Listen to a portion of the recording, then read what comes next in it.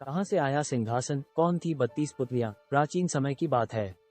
उज्जैन में राजा भोज राज्य करते थे। वो बड़े दानी और धर्मात्मा थे।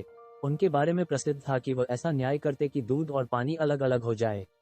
नगरी में एक किसान का एक खेत था, जिसमें उसने कई साग सब्जी लगा रखी थी। एक बार की बात है कि खेत में बड़ी अच्छी फसल हुई।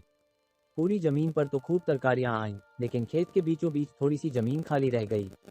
हालांकि किसान ने उस जमीन पर भी बीज डाले थे, लेकिन वहां कुछ नहीं होगा। किसान ने वहां खेत की रखवाली के लिए एक मचान बना लिया। जब भी किसान मचान पर चढ़ता अपने आप चिल्लाने लगता, कोई है? राजा भोज को पकड़ लाओ और सजा दो। मेरा राज्य उससे ले लो। जाओ, जल्दी जाओ। सारी नगरी में ये बात आग की तरह फैल गई और राजा भोज के कानों में पहुंची।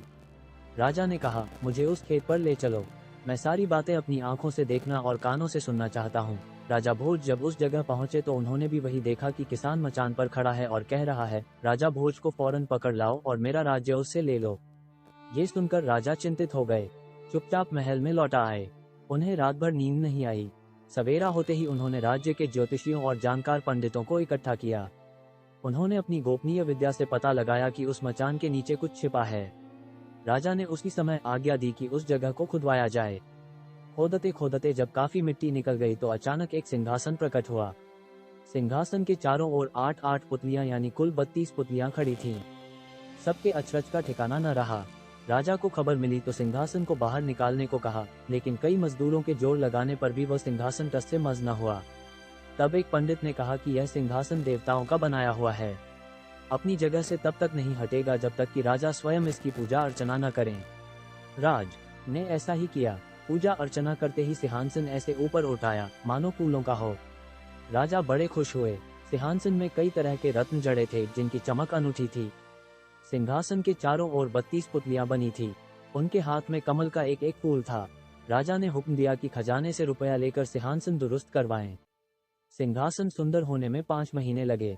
अब सिंहासन दमक उठा था। जो भी देखता देखता ही रह जाता। पुतलियां ऐसी लगती मानो अभी बोल उठेंगी। राजा ने पंडितों को बुलाया और कहा, आप लोग कोई अच्छा मुहूर्त निकालें। उस दिन मैं इस सिंहासन पर बैठूंगा। दिन तय किया गया। दूर दूर तक लोगों को निमंत्रण भेजे गए। तरह तरह के बाजे बजने लगे। महल में खुशियां मनाई जाने लगी। पूजा के बाद जैसे ही राजा ने अपना दाहिना पैर बढ़ाकर सिंहासन पर रखना चाहा कि सारी पुतलियां खिलखिलाकर हंस पड़ी। लोगों को बड़ा अचंभा हुआ कि यह बेजान पुतलियां कैसे हंस पड़ी। राजा ने अपना पैर खींच लिया और पुतलियों से पूछा, ओ सुंदर पुतलियों, सच सच बताओ कि तुम क्यों हंसी? पहली पुतली का नाम था रत्नमंजरी। राजा की बात सुनकर वो बोली, राजन, आप बड़े तेजस्वी हैं, धनी हैं, बलवान हैं, लेकिन इन सब बातों का आपको घमंड भी है। जिस राजा का ये सिंहासन है वह दानी, वीर और धनी होते हुए भी विनम्र थे, परम दयालु थे। राजा बड़े नाराज हुए। पुतली ने समझाया, महाराज, ये सिंहासन परम प्रतापी और ज्ञानी राजा विक्रमादित्य का है। राजा बोले, मैं कैसे मानूं कि राजा विक्रमादित्य मुझसे ज्यादा गुणी और पराक्रमी थे? पुतली ने कहा, ठीक है, मैं तुम्हें राजा विक्रमादित्य की एक कहानी सुनाती हूँ। सिंहासन 32 की पहली पुतली रत्नमंजरी ने सुनाई एक कहानी। पहली पुतली रत्नमंजरी की कहानी। अम्बावती में एक राजा राज्य करता था। वो बड़ा दानी था। उसी राज्य में धर्मसेन नाम का एक और बड़ा राजा हुआ। उसकी 4 रानियां थी। एक थी ब्राह्मण, दूसरी क्षत्रिय, तीसरी वैश्य और चौथी शूद्र। ब्राह्मणी से एक पुत्र हुआ जिसका नाम ब्राह्मणीत रखा गया। क्षत्राणी से 3 बेटे हुए। एक का नाम शंख, दूसरे का नाम विक्रमादित्य और तीसरे का भर्तृहरि रखा गया। वैश्य से एक लड़का हुआ जिसका नाम चंद्र रखा गया। शूद्राणी से धन्वंतारी हुए। जब वे लड़के बड़े हुए तो ब्राह्मणी का बेटा घर से निकल पड़ा और धारापुर आया। हे राजन, वहाँ के राजा तुम्हारे पिता थे। उस लड़के ने राजा को मार डाला और राज्य अपने हाथ में लेकर के उज्जैन पहुंचा। संयोग की बात है कि उज्जैन में आते ही वो मर गया। उसके मरने पर क्षत्राणी का बेटा शंख गद्दी पर बैठा। कुछ समय बाद विक्रमादित्य गद्दी पर बैठे। एक दिन राजा विक्रमादित्य को राजा बाहुबल के बारे में पता चला कि जिस गद्दी पर वह बैठे हैं वह राजा बाहुबल की कृपा से है। पंडितों ने सलाह दी कि हे राजन, आपको जग जानता है, लेकिन जब तक राजा बाहुबल आपका राजतिलक नहीं करेंगे तब तक आपका राज्य अचल नहीं होगा। आप उनसे राजतिलक करवाओ। विक्रमादित्य ने कहा, अच्छा, और वह अपने ज्ञानी और विश्वसनीय साथी लूथवरन को साथ लेकर वहां गए। बाहुबल ने बड़े आदर से उसका स्वागत किया। 5 दिन बीत गए। लूथवरन ने विक्रमादित्य को सलाह दी कि जब आप विदा लेंगे तब राजा बाहुबल आपसे कुछ मांगने को कहेंगे। राजा के घर में एक सिंहासन है जिसे साक्षात महादेव ने राजा इंद्र को दिया था।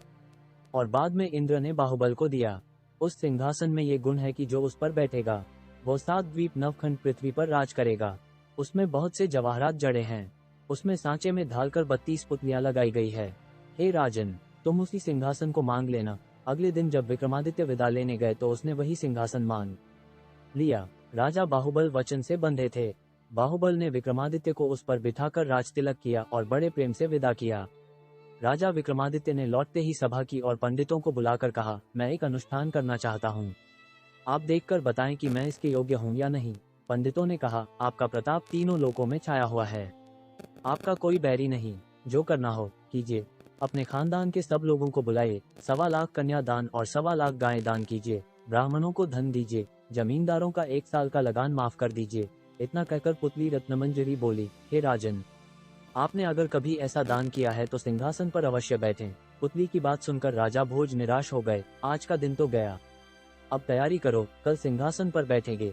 इस तरह सिंहासन बत्तीसी की पहली पुतली ने राजा भोज को नहीं बैठने दिया और अगले दिन दूसरी पुतली चित्रलेखा ने सुनाई राजा विक्रमादित्य की कहानी। दूसरी पुतली चित्रलेखा की कहानी। अगले दिन जैसे ही राजा भोज ने सिंहासन पर बैठना चाहा तो दूसरी पुतली बोली, जो राजा विक्रमादित्य जैसा गुणी हो, पराक्रमी हो, यशस्वी हो, वही बैठ सकता है इस सिंहासन पर। राजा ने पूछा, विक्रमादित्य में क्या गुण थे? पुतली चित्रलेखा ने कहा, सुनो। एक बार राजा विक्रमादित्य की इच्छा योग साधने की हुई। अपना राजपाट अपने छोटे भाई भर्तृहरि को सौंपकर अंग में भभूत लगाकर जंगल में चले गए। उसी जंगल में एक ब्राह्मण तपस्या कर रहा था। देवताओं ने प्रसन्न होकर उस ब्राह्मण को एक फल दिया और कहा, जो इसे खा लेगा वो अमर हो जाएगा। ब्राह्मण ने वो फल को अपनी पत्नी को दे दिया। पत्नी ने उससे कहा, इसे राजा को दे आओ और बदले में कुछ धन ले आओ। ब्राह्मण ने जाकर वो फल राजा को दे दिया। राजा अपनी रानी को बहुत प्यार करता था। उसने वो फल अपनी रानी का दे दिया। रानी का प्रेम शहर के कोतवाल से था। रानी ने वो फल उसे दे दिया। कोतवाल एक वेश्या के पास जाया करता था। उसने वो फल वेश्या को दे दिया। वेश्या ने सोचा कि मैं अमर हो जाऊंगी तो भी पाप कर्म करती रहूंगी, अच्छा होगा कि यह फल राजा को दे दूं। वो जिएंगे तो लाखों का भला करेंगे। ये सोचकर उसने दरबार में जाकर वो फल राजा को दे दिया। फल को देखकर राजा चकित रह गए। उन्हें सारा भेद मालूम हुआ तो बड़ा दुख हुआ। उसे दुनिया बेकार लगने लगी।